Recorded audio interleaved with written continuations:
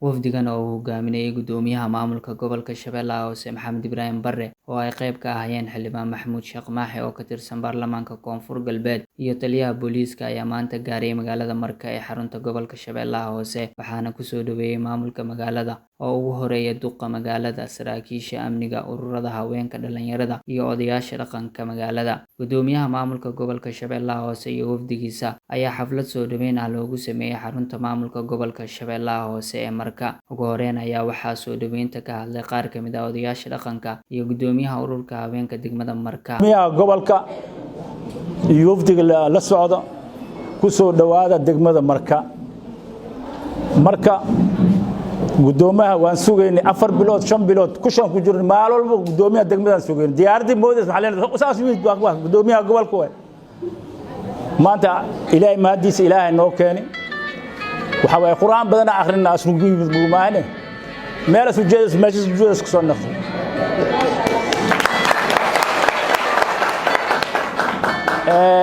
waana sugeynaa hambalyan ku leenahay heer marka waa ku jecel yihiin marka hore u socotaa dib u laabmay soo maqluus haysta sheegon marka gadaal uma socoto hore u socotaa horegeed marka adiga aad timaadeen macna anaga waa Iswaa Muuse badii adiga garabkiisa soo istaagto Iswaa Muuse hada hor wada hawshiisa hore u sacdaysaa ilaa degmooyin duulooyin kala naga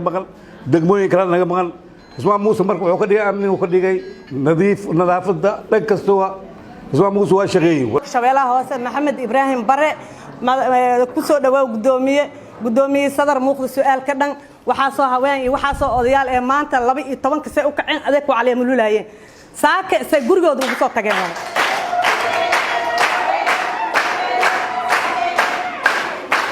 waxaan leeyahay waxaan salaan kale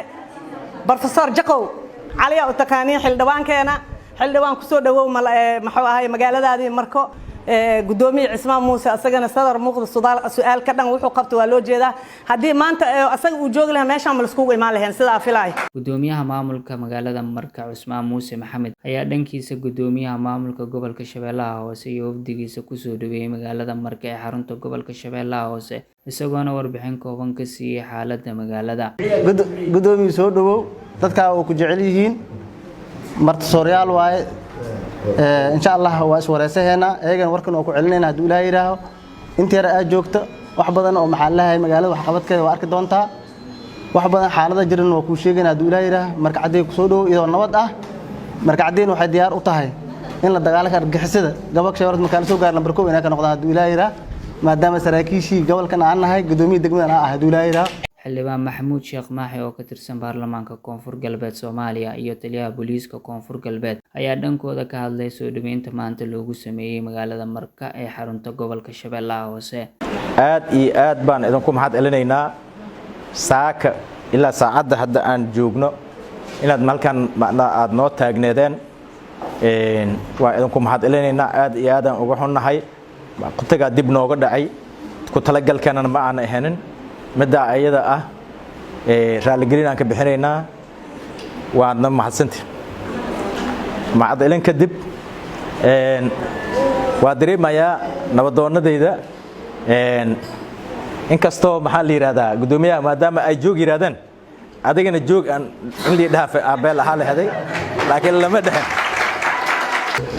وحان بلان قادنا إن شاء الله تعالى إن هرك الله ونن oo sida odayaasha hadda ay sheegeen ku codsadeen madaxda maadaama aan idin matalo golaha shacabka aan ka socdo xibin oo shacabka matashaan kamid ahay waxaan u joogaa hadalkiina inaan xoojiyo gadaalka istaago waxa dhahdaan